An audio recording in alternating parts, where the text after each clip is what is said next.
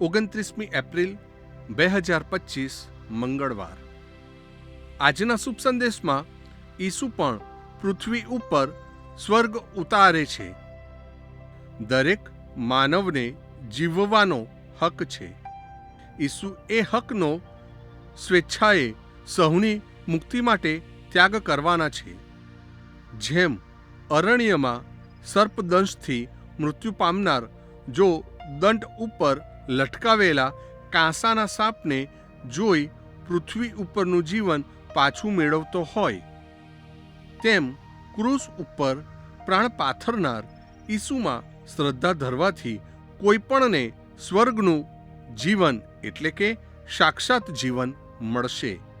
અન્યને માટે જ્યારે આપણો હક, સુખ, સગવડ જતા કરીએ છીએ ત્યારે પૃથ્વી ઉપર સ્વર્ગ ઉતરે છે.